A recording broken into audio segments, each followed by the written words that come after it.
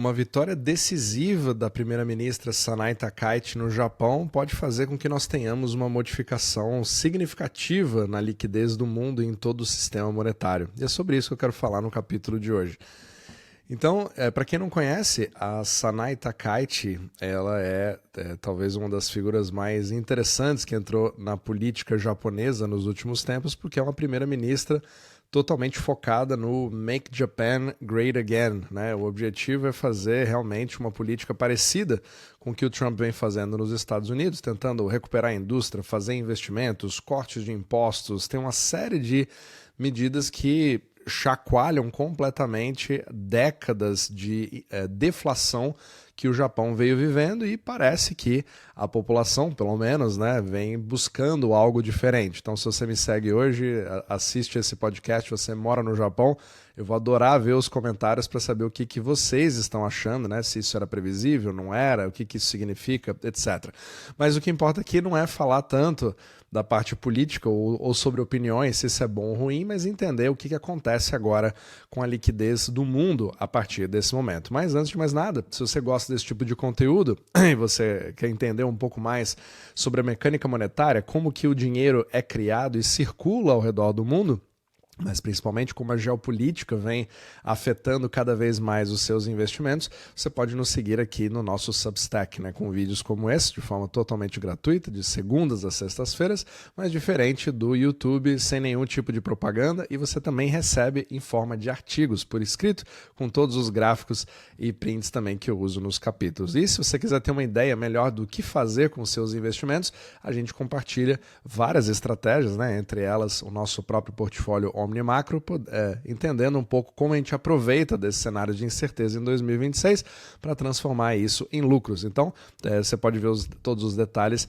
se inscrevendo nos links aqui da descrição abaixo no nosso Substack e é totalmente gratuito de você poder fazê-lo. Vamos lá. Então, primeiro é interessante a gente entender aqui o que aconteceu.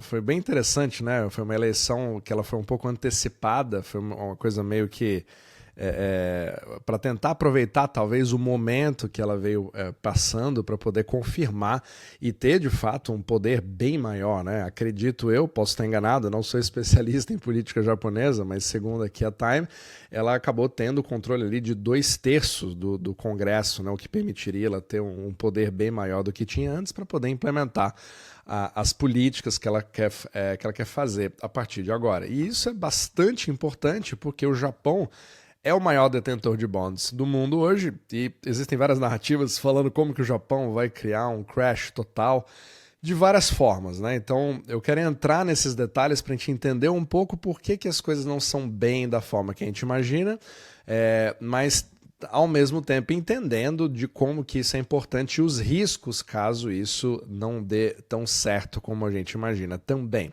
Então o que traz a maior parte da preocupação é essa questão aqui dos juros japoneses, né? Que você vê que depois da pandemia, e esse aqui são juros de 10 anos, então eles vêm literalmente numa exponencial aqui, chegando a 2,27%.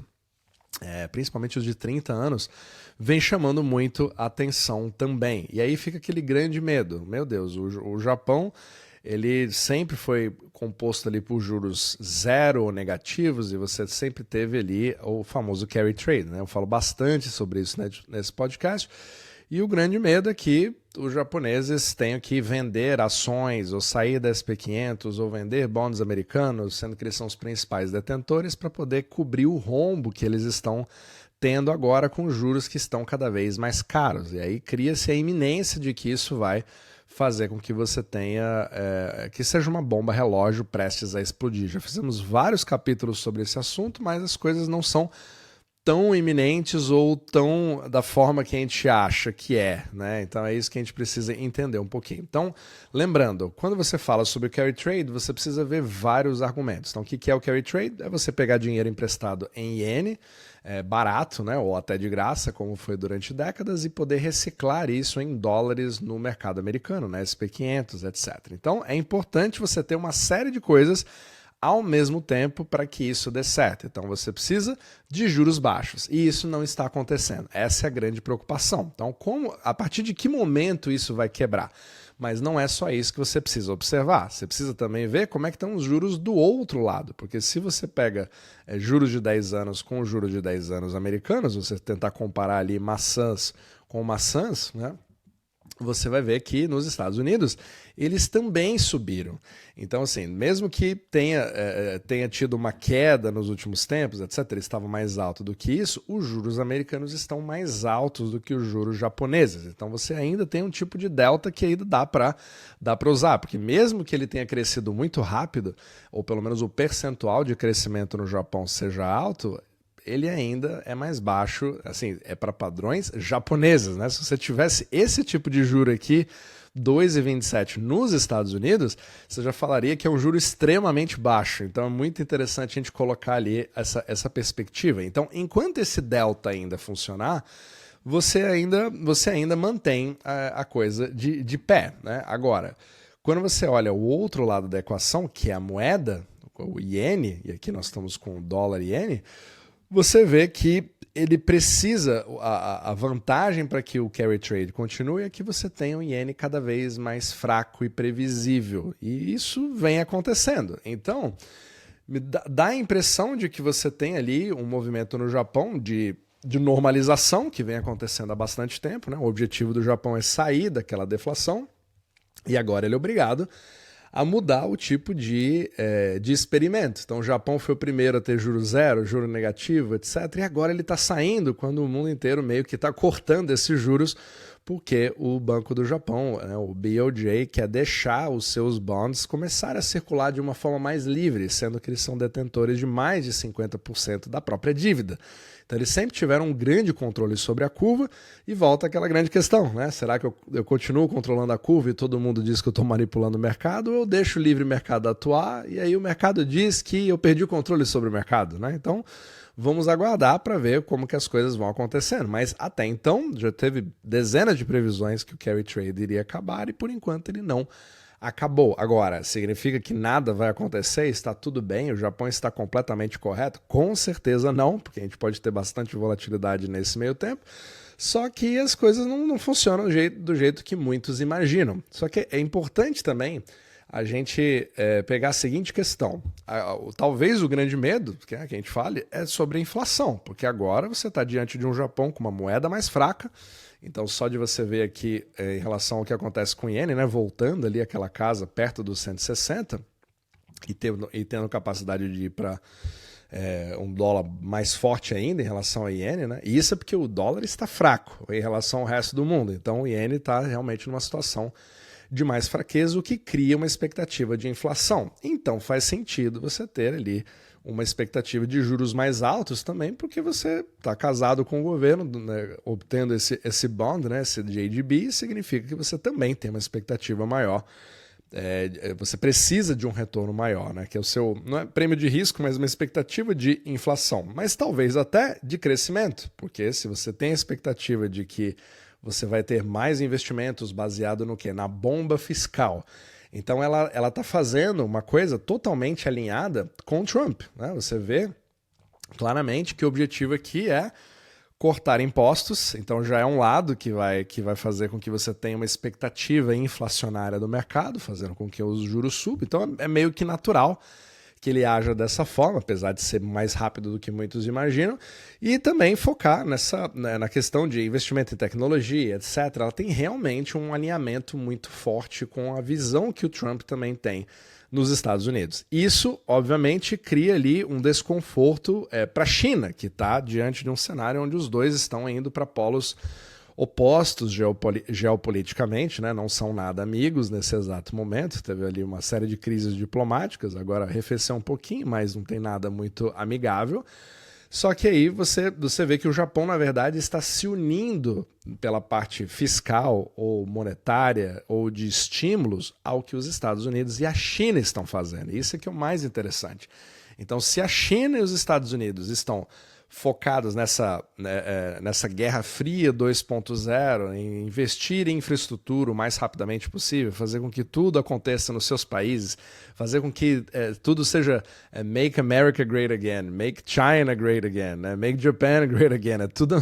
Tá virando tudo uma questão de que a gente chama de statecraft, né? Ou seja, tudo que é o foco do regime, né, da sua estratégia nacional de reserva, de terras raras, etc., você vai ter uma tendência do Japão a fazer exatamente a mesma coisa. Só que aqui você tem um alinhamento muito próximo entre Japão e Estados Unidos. E por que isso é extremamente importante nesse contexto?